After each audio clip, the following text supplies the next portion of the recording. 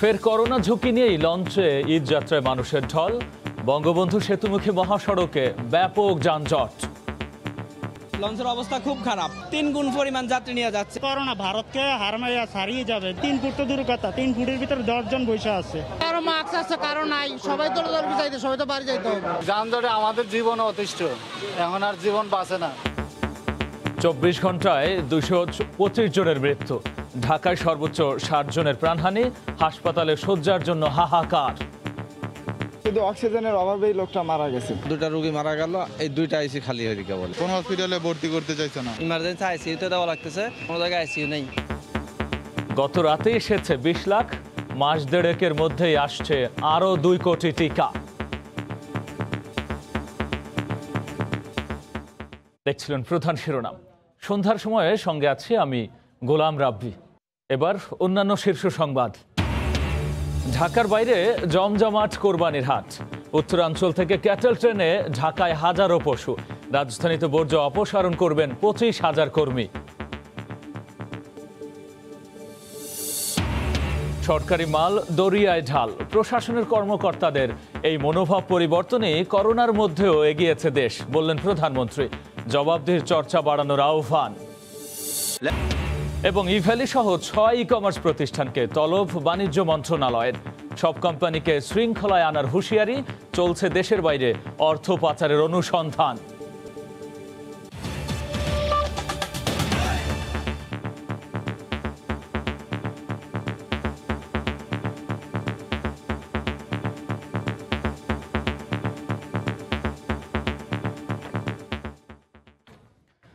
ফের করোনার ঝুঁকি নিয়ে ঈদ যাত্রায় মানুষের ঢল নেমেছে।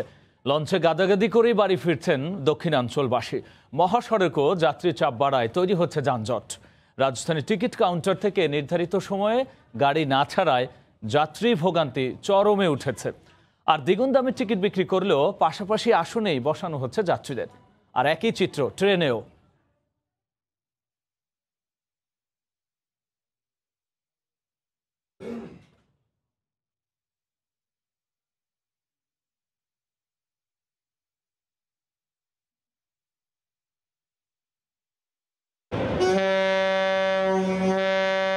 ঈদযাত্রার চতুর্থ দিন রোববার বিকেল থেকেই সদরঘাটের প্রতিটি পন্টুন ছিল ঘরমুখ মানুষের ঠাসা। গায়ে গায়ে মিলে যে যেভাবে পেরেছেন ওঠেন নিজ নিজ এলাকার লঞ্চে। মাস্ক থাকলেও যেখানে ছিল না সামাজিক দূরত্বের ছিটে ফোটাও। লঞ্চের ভেতরে ডেকের দৃশ্য ছিল আরো ভয়াবহ। প্রত্যেক যাত্রীর 2 পাশে 3 ফুট করে জায়গা ফাঁকা রাখার কথা থাকলেও বাস্তবে তা কোনো লঞ্চেই দেখা যায়নি। অনেক যাত্রী অভিযোগ করেন ভাড়া 60% বেশি নিলেও ডেকে যাত্রী বহন করছে 2 থেকে 3 গুণ বেশি। লঞ্চে ওঠার সময় দেখলাম যে একজনের গায়ের ভিতরে একজন গাদাগাদি করে উঠতেছে। যেখানে 3 ফুট দূরত্ব মানার কথা ছিল সেখানে 3 ফুট তো দূর কথা, 3 ফুটের ভিতরে 10 জন বসে আছে। না, সামাজিক দূরত্ব বজায় বলতে কিছুই নাই। ম্যাক্সিমাম 3 ফিট দূরে থাকা লাগে। একজন গায়ের সাথে একজন বাইছে, কিভাবে সামাজিক দূরত্ব বজায় রাখবে? লঞ্চের অবস্থা খুব খারাপ। ভাবছিলাম যে হয়তো 60% ভাড়া বাড়ায় তারা অর্ধেক যাত্রী নিবে, কিন্তু আসলে বাস্তব প্রয়োগে সেটা দেখিনি এখন পর্যন্ত। সন্ধ্যা নেমে এলে যাত্রী বোঝাই করে এক এক করে সদরঘাট ছাড়তে শুরু করে দক্ষিণাঞ্চলের 42টি রুটের লঞ্চগুলো। এদিকে বাসের টিকিট কেটে ঘন্টার পর ঘন্টা অপেক্ষা করতে দেখা গেছে যাত্রীদের। কাউন্টারের সামনে স্বাস্থ্যবিধি মানতে বা মানাতে কোনো তৎপরতা চোখে পড়েনি। দ্বিগুণ ভাড়া নিয়েও পাশাপাশি সিটেই বসানো হয় যাত্রীদের। গাড়ির কথা বলছে একটাই আসবে, তাই এখন কয়টায় আসবে এখনো বলতে পারতেছি না। যাত্রী সংখ্যার কমের কারণে পরিবহন মালিকরা গাড়ির সময়টা মেনটেন করতে পারতেছে না। 2 সিটেরই ভাড়া নিছে, বসাইছে ডাবল। এদিকে যাত্রার চতুর্থ দিনে খেই হারিয়েছে ট্রেনও। যাত্রীদের বাড়তি চাপ থাকায় ট্রেনের মধ্যেও পাশাপাশি আসনে বসেন যাত্রীরা। টিকিট পাই নেই, টিকিট কাটার জন্য গিয়েছিলাম তো পাই নেই। আমরা একসাথে আসছি তো তাই একটু কথা বলতেছি। আমাদের সিট ওই পাশে, আমি ওই পাশে চলে যাব। একটু ফাঁকে ফাঁকে বসার কথা অবশ্য বসছি ফাঁকে ফাঁকে। তৈরি পোশাক কারখানা ছুটি হওয়ায় সোমবার সব গণপরিবহনে ভিড় আরও কয়েক গুণ বাড়বে বলে ধারণা করা হচ্ছে। তোহা খান তামিম, সময় সংবাদ, ঢাকা। এই মুহূর্তে রাজধানীর সদরঘাট লঞ্চ টার্মিনালে আছেন রিপোর্টার মাহমুদ রাকিব। সরাসরি যুক্ত হচ্ছে তার সঙ্গে। রাকিব, রাব্বি, আসলে যতই সময় গড়াচ্ছে ততই কিন্তু সদরঘাটে যাত্রী চাপ বাড়ছে, সামাজিক দূরত্ব কমে আসছে, করোনার সংক্রমণ বৃদ্ধি পাওয়ার কিন্তু আশঙ্কাও তৈরি হচ্ছে, কারণ মানুষ বাড়ছে। একটু যদি দেখাই, আমার পেছনে কিন্তু এইসব লঞ্চগুলো দাঁড়িয়ে আছে, যেগুলো কিছুক্ষণের মধ্যেই দেশের বিভিন্ন জেলার উদ্দেশ্যে ছেড়ে যাবে। তবে এই লঞ্চগুলো কিন্তু যেটি হয়েছে, আমি আপনাকে বারবারই বলেছি যে ডেকের মধ্যে কিন্তু সামাজিক দূরত্ব তো মানা হচ্ছেই না, কিংবা পাশাপাশি যে 3 ফুট জায়গায় রাখার কথা সেগুলো রাখা হচ্ছে না। ঠিক আমরা এখন যে লঞ্চটি দেখাচ্ছি, এই লঞ্চটি মাদারীপুরগামী একটি লঞ্চ, ঢাকা থেকে ছেড়ে যাবার কথা আরও বেশ খানিকক্ষণ আগে। দেখছেন লঞ্চটির ছাদেও কিন্তু যাত্রী বোঝাই, ডেক ভর্তি, বারান্দা ভর্তি, কিংবা সামনের যে করিডোর থাকে করিডোর ভর্তি, একদম কিন্তু পিছনের যে ছাদ, মূল ছাদও কিন্তু পুরো যে লঞ্চের ছাদ ভর্তি মানুষ নেওয়া হয়েছে। তো আসলে ছবিতেই খুব স্পষ্ট বোঝা যায় যে এখানে কিন্তু কোনোভাবেই সামাজিক দূরত্ব কিংবা যে করোনা রোধে যতটুকু নিয়ম পালন করবার কথা তা কিন্তু একদমই পালন করা হচ্ছে না। একইভাবে পাশের আরও একটি লঞ্চ দেখছেন, সেখানেও কিন্তু সামনের যে করিডোর থাকে লঞ্চের, সেখানেও যাত্রী ভর্তি। তার মানে কিন্তু এই সব লঞ্চগুলো ডেকে আর কোনো জায়গা নেই। এবং ডেক আসলে এমনই একটি পদ্ধতি যে সেখানে সামাজিক দূরত্ব মানানোর বিষয়টিও খুব বাস্তবতা বিবর্জিতই বলা যায়। এখানে আরেকটি লঞ্চ আমরা এই মুহূর্তে দেখছি, ফারহান 10, এটি সম্ভবত হুলারহাট ভান্ডারের উদ্দেশ্যে ছেড়ে যাচ্ছে, সেটি কিন্তু এই মুহূর্তে ঘাট ত্যাগ করছে। তার পেছনে আরও একটি লঞ্চ ঘাট ত্যাগ করছে, সেই লঞ্চে সম্ভবত পাতা বুনিয়ে যাবে। এবং আপনি জানেন যে মূলত এই 7টা থেকেই কিন্তু লঞ্চ বেশিরভাগই ছাড়া হয়ে যায়, অর্থাৎ শুধুমাত্র বরিশাল সদর জেলা এবং ঝালকাঠি জেলা ছাড়া আর সকল জেলার লঞ্চ কিন্তু 7টা, সোয়া 7টার মধ্যেই ছেড়ে যাওয়া হবে। বাকি যে লঞ্চগুলো থাকবে সেগুলো আপনার ধীরে ধীরে 8:30টার মধ্যেই সব এখান থেকে ছেড়ে যাবে। এরপরে শুধুমাত্র থাকবে চাঁদপুরগামী লঞ্চ। তো গতকাল সদরঘাট থেকে মোট ছেড়ে গিয়েছিল 95টি লঞ্চ, আজ ধারণা করা হচ্ছে 100-এরও বেশি লঞ্চ ছেড়ে যাবে। এখন পর্যন্ত বিএডব্লিউটি এর যে ট্রাফিক বিভাগ, তাদের তথ্য অনুযায়ী প্রায় 67টি লঞ্চ দেশের যে 21টি জেলার 42টি নৌরুট রয়েছে তার উদ্দেশ্যে ছেড়ে গিয়েছে। তবে কেবিন কিন্তু সেখানে সামাজিক দূরত্ব মানা সম্ভব হচ্ছে, কারণ কেবিনে হয়তো একটি পরিবারের লোকজনই উঠছে। তবে এই যে ছাদ ভর্তি আমরা যে লঞ্চটি আপনাকে দেখালাম, যেটি মাদারীপুরের উদ্দেশ্যে ছেড়ে যাবে, এমন লঞ্চের সংখ্যা কিন্তু হাতে গোনা আজকে কম। অর্থাৎ এই যে যাত্রীর চাপ, এটা কিন্তু আগামীকাল গিয়ে আরও অনেক বেশি বেড়ে যাওয়ার শঙ্কা রয়েছে, কারণ আগামীকাল গার্মেন্টস ছুটি হবে। তা আমার কাছে এই ছিল সবশেষ। রাব্বি, ঈদে ঘরমুখী মানুষের খবর নিয়ে রাজধানীর সদরঘাট লঞ্চ টার্মিনাল থেকে সরাসরি যুক্ত হয়ে জানাচ্ছিলেন সহকর্মী মাহমুদ রাকিব। দেশে করোনার 3য় ঢেউ শুরুর পর থেকেই আক্রান্ত ও মৃত্যু রেকর্ড হচ্ছে প্রায় প্রতিদিনই। দেশের সবশেষ 24 ঘন্টায় মারা গেছেন 225 জন আর শনাক্ত হয়েছেন 11,578 জন। আইসিইউ, অক্সিজেন আর শয্যা সংকটে বেসামাল হাসপাতালগুলো। রিপোর্টার ও জেলা প্রতিনিধিদের পাঠানো তথ্য, ছবিতে রিপোর্ট। করোনায় মৃত্যু আর সংক্রমণের হার বেড়েই চলেছে। জেলা শহর থেকে শুরু করে গ্রাম অঞ্চলে বিপজ্জনক গতিতে ছড়াচ্ছে সংক্রমণ। আইসিইউ সংকটে মুমূর্ষু রোগীরা প্রতিদিনই প্রাণ হারাচ্ছেন। অক্সিজেনের খোঁজে হাসপাতাল থেকে হাসপাতালে ছুটোছুটি করছেন স্বজনরা। আপ্রাণ চেষ্টার পরও ফিরে না পাওয়া প্রিয়জনের মৃত্যুতে হাসপাতালগুলোতে থামছে না আহাজারি।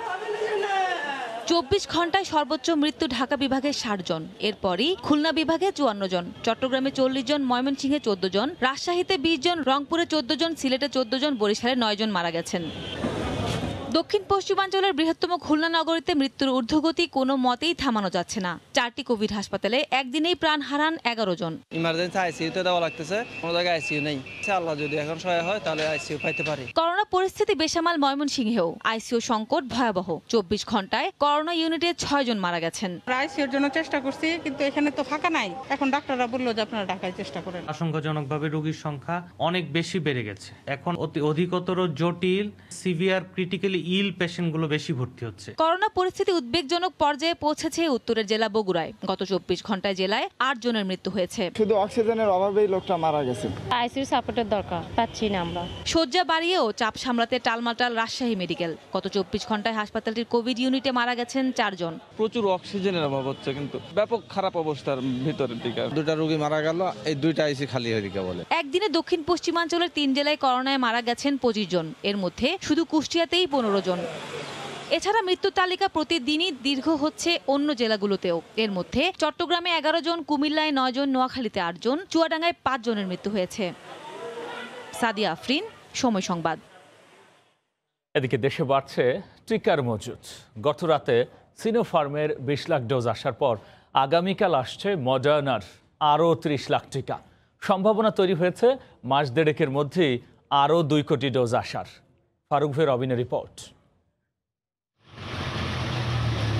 মডার্না আর সিনোফার্মের 45 লাখ ডোজ আসার 2 সপ্তাহের মাথায় দেশে এলো সিনোফার্মের আরও 20 লাখ টিকা। গত 6 মাসে বিভিন্ন উৎস থেকে দেশে এখন পর্যন্ত আসা টিকার মজুদ 1 কোটি 80 লাখ, যার মধ্যে প্রয়োগ হয়েছে 1 কোটি 11 লাখের বেশি।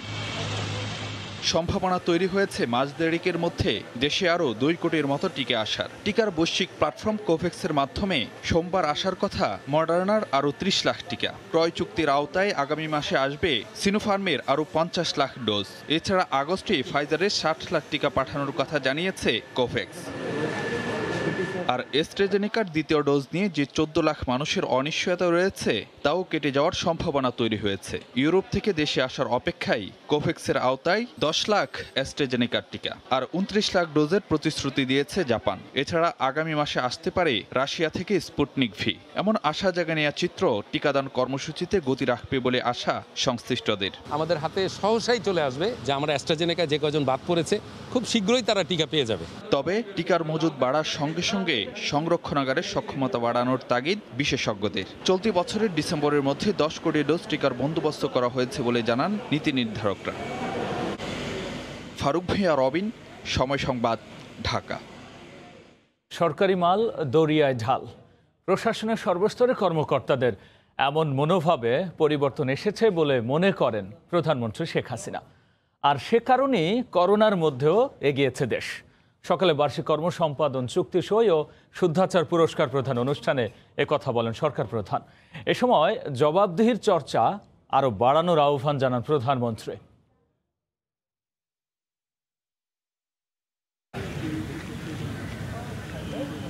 সরকারি সেবা পেতে মানুষের হয়রানি কমিয়ে জবাবদিহিমূলক প্রশাসনিক ব্যবস্থা গড়ে তুলতে 2014-15 অর্থ বছরে প্রত্যেকটি মন্ত্রণালয় ও বিভাগে প্রচলন ঘটে বার্ষিক কর্মসম্পাদন চুক্তির। প্রতি বছরের মতো এবারও স্বাক্ষরিত হলো সরকারের সবগুলো মন্ত্রণালয় ও বিভাগের বার্ষিক কর্মসম্পাদন চুক্তি। রোববার সকালে ওসমানী স্মৃতি মিলনায়তনে একযোগে সব সচিব 2021-22 অর্থ বছরের বার্ষিক কর্মসম্পাদন চুক্তি সই করেন। প্রধানমন্ত্রীর পক্ষে এসব চুক্তিপত্র গ্রহণ করেন মুক্তিযুদ্ধ বিষয়ক মন্ত্রী সচিব সংস্কৃতি বিষয়। গণভবন থেকে ভিডিও কনফারেন্সে এই কার্যক্রমে যুক্ত ছিলেন প্রধানমন্ত্রী। তিনি বলেন, করোনার বাধায় বাংলাদেশ এখনও সচল প্রজাতন্ত্রের সব কর্মকর্তার আন্তরিক সক্রিয়তায়। করোনা শুধুমাত্র সংকট না, বরং এর থেকে সব থেকে বেশি আঘাত আসছে আর্থসামাজিক উন্নয়নের পথে। বাংলাদেশকে আমরা যেভাবে এগিয়ে নিয়ে যাচ্ছিলাম সেখানে একটা বিরাট ধাক্কা লেগেছে। তারপরেও আমরা মনে করি যে এরই মধ্যে আপনারা প্রত্যেকে যে দায়িত্ব এমন চমৎকারভাবে পালন করেছেন যাতে অন্তত গতিশীলতাটা আমরা ধরে রাখতে পেরেছি। জনগণকে সেবা দিতে জবাবদিহির চর্চা আরও বাড়ানোর আহ্বান জানান সরকার প্রধান। আমাদের লক্ষ্য যে দেশের সুশাসন নিশ্চিত করা। আগে যেমন সরকারি মাল দরিয়ামে ঢালাটা ভাবছিল, সেটা নেই। আজকে প্রত্যেকে কিন্তু নিজে নিজে কাজটাকে নিজের বলে গ্রহণ করছেন। যারা যেখানে দায়িত্বরত আছেন আপনারা একটু চেষ্টা করবেন মানুষকে বুঝাতে এবং তারা যেন এই মাস্কটা পরে। সবাইকে নিরাপদে থাকার আহ্বান জানিয়ে শেখ হাসিনা বলেন, ভ্যাকসিনের নিশ্চয়তা সবার জন্যই। কোনো মানুষ যেন ভ্যাকসিন থেকে বাদ না থাকে। দেবাশিস রায়, সময় সংবাদ, ঢাকা। ঢাকার বাইরে জমে উঠেছে কোরবানির পশুর হাট। রাজধানীর কোরবানির হাটেও বাড়ছে ক্রেতার সমাগম।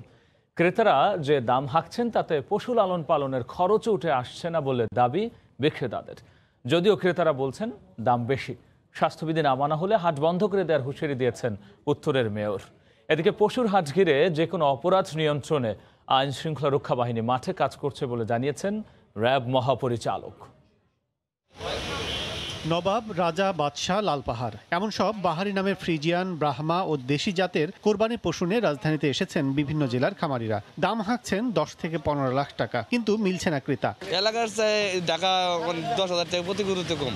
3 বছর মানে লালন পালন করছে, তাতে মানে যে টাকা দাম বলছে মানে আমার খরচ উঠবে না। মাঝারি ও ছোট আকারের পশুতেও দাম না পাওয়ার অভিযোগ মৌসুমী ব্যবসায়ীদের। যদিও ক্রেতারা বলছেন করোনার মধ্যে দাম বেশি চাচ্ছেন পশু বিক্রেতারা। যে গরু আমার পছন্দ 2 লাখ টাকা বা 2 লাখ টাকার ভিতরে, ওগুলো তারা দাম চাচ্ছে 3.5-3 লাখ টাকা। গরুর দামটা একটু বেশি মনে হচ্ছে এবং তারা চাচ্ছে আর কি বেশি দামে বিক্রি করার জন্য। মাঝারি গরুগুলো আগে 65-70 মধ্যে নেওয়া যেত, এবার সেগুলো আপনার দাম 1 লাখ টাকা চাচ্ছে, 90,000 টাকা চাচ্ছে, 75-80 নিচে পাওয়া যাচ্ছে না। অন্যান্য বছরের তুলনায় হাটগুলোতে কোরবানির পশুর সংখ্যা বেশি হয়, এবার দাম অনেকটাই কম বলেও মনে করেন ব্যবসায়ীরা। কাজল আব্দুল্লাহ, সময় সংবাদ, ঢাকা। এদিকে দেশের বিভিন্ন প্রান্ত থেকে ভোর রাত থেকে 3টি ক্যাটেল ট্রেনে 1000-এরও বেশি কোরবানির পশু এসেছে ঢাকায়। ঈদুল আজহা উপলক্ষে কোরবানির পশু পরিবহনের জন্য বাংলাদেশ রেলওয়ের ক্যাটেল স্পেশাল নামে 3টি ট্রেন রোববার ভোর রাত থেকেই ঢাকায় আসতে শুরু করে। উত্তরের জেলা চাঁপাইনবাবগঞ্জ, রাজশাহী, নাটোর, জামালপুর ও ময়মনসিংহ থেকে পশু ঢাকায় নিয়ে আসা হয়। 3টি ট্রেনে 8 শতাধিক গরু ও 2 শতাধিক ছাগল আনা হয়। ঢাকায় আনতে গরু প্রতি খরচ পড়েছে 580 টাকা। অল্প খরচে ঢাকায় পশু আনতে পেরে খুশি খামারি ও ব্যবসায়ীরা।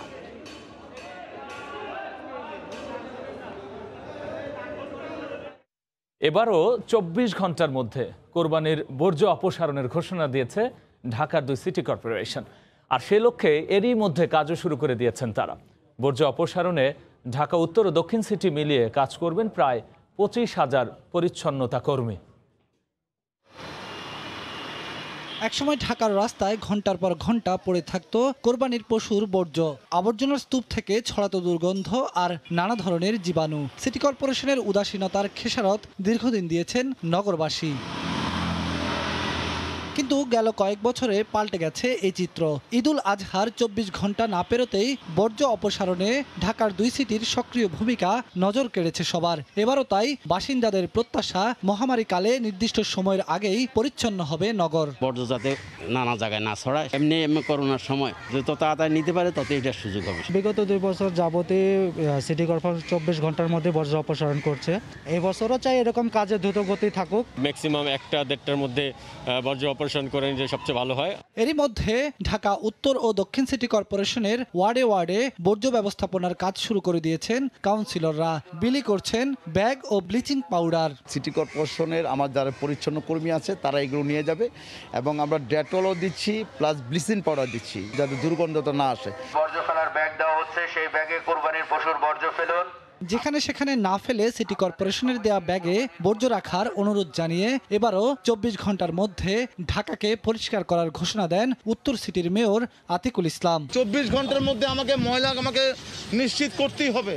যে পলিব্যাগ দেওয়া হয় বর্জ্যটাকে রাখার জন্য, সেই বর্জ্যটাকে আমরা রাস্তায় ফেলে দিই আর পলিব্যাগটা দিয়ে আমরা মাংসকে প্যাকিং করি। তিনি জানান 6 লাখ ব্যাগ বিতরণ করা হবে পুরো উত্তর সিটিতে। আর বর্জ্য অপসারণে মাঠে থাকবে 11,000 পরিচ্ছন্নতা কর্মী। একই ধরনের প্রস্তুতির কথা জানিয়েছে ঢাকা দক্ষিণ সিটি কর্পোরেশনও। বেলায়েত হুসাইন, সময় সংবাদ, ঢাকা। নানা অনিয়মের অভিযোগে ইভ্যালি সহ 6টি ই-কমার্স কোম্পানিকে তলব করেছে বাণিজ্য মন্ত্রণালয়। আগামী 10 দিনের মধ্যে তাদের বিজনেস মডেল জমা দিতে হবে। আর সন্তুষ্ট না হলে তাদের বিরুদ্ধে নেওয়া হবে আইনানুগ ব্যবস্থা, এমনটাই জানিয়েছেন বাণিজ্য সচিব। বিকেলে মন্ত্রণালয়ে এক বৈঠকে এ সিদ্ধান্ত নেওয়া হয়।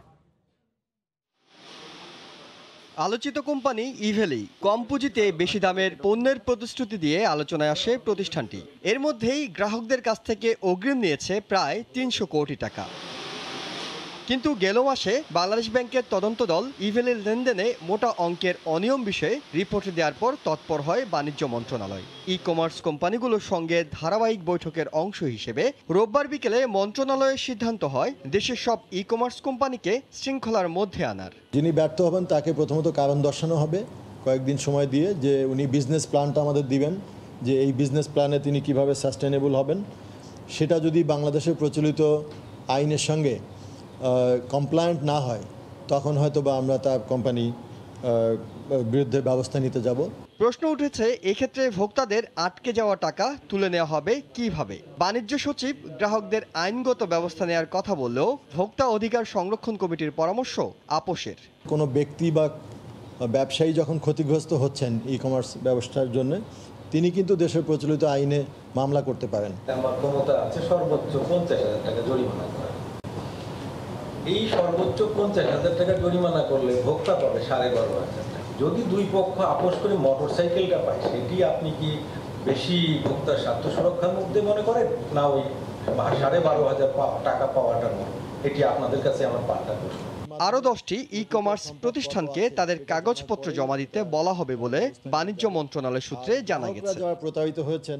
এহসান জুয়েল, সময় সংবাদ, ঢাকা। এ পর্যায়ে শীর্ষ সংবাদ জানিয়ে দিচ্ছে আরও একবার।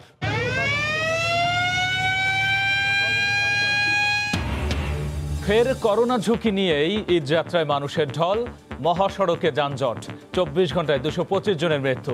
মাস দেড়েকের মধ্যে আসছে আরও 2 কোটি টিকা।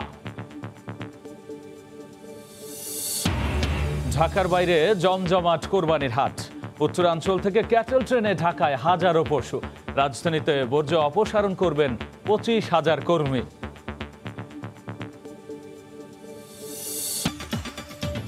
এই ছিল সন্ধ্যার সময়, সঙ্গেই থাকুন সময়।